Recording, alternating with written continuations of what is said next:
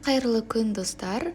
Бүгін сіздермен ежемалинаны қысқа қалай сақтау керек және де варенье түрін көрсететін боламын. Қайнатпай жасаймыз. Ең алдымен ежемалиналарымызды жуып тазалап кептіріп аламыз. Және де формасы бұзылмағандарын тақтайшамыздың үстіне осылай біртіндеп қойып аламыз. Морозильникке 12 сағатқа қалдырамыз. Ал қалған езілген бөлігін таразыға салып өлшеп аламыз. Менде ровно 1 килограмм 200 грамм шықты. Мен 1 килограмм қант араластырдым. Сіздер қалауларыңыз бойынша қант араластырсаңыздар болады. Менде ежемалина кішкене қышқылдау болды.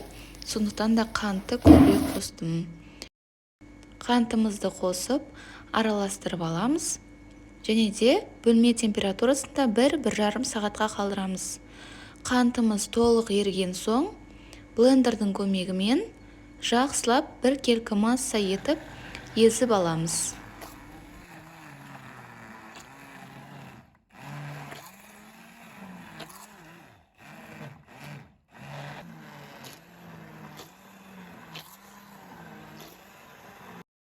Мінекей бірдей масса етіп езіп алдым.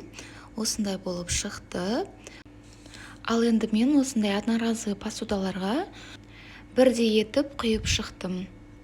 Дәл осындай посудалармен 1-1,5 жылға дейін морозильникте сақтасаңыз болады. Және де бар витамины өзінде сақталған. Осылай жасаған өте тиімді, әрі уақытты алмайды, тез дайын болады. Дәл осылай қайнатпай жасасаңыз, ежемалинамыздың бар витамины өзінде сақталады және әрқашанда свежий болып тұратын болады. Мінекей бүтіндей қатырғандарымыз осылай болып шықты. Бір-біріне жабыспаған, өз формасын ұстаған. Осындай одноразовый посудаларға жинадым. Сіз осылай посудаға немесе одноразовый пакетиктерге жинасаңыз болады. Қант араластырмаған түрін мен пирогтарға, түрлі торттарға әсемдеу үшін пайдаланамын. Және де одан бөлек компоттарға қоссаңыз болады.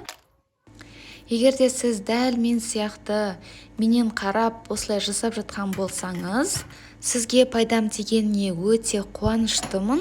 Менің каналыма тіркеліп алуды ұмытпаңыз. Менің каналымда бұдан да басқа жеміс-жидектерді қысқа қалай пайдалы етіп сақтау керек, сол жайында видеолар өте көп. Оның ішінде осы жерде тұрған барлық жеміс-жидектерді менің каналымнан көре аласыз. Сондықтан да каналыма тіркеліп кетіңіз. Рахмет.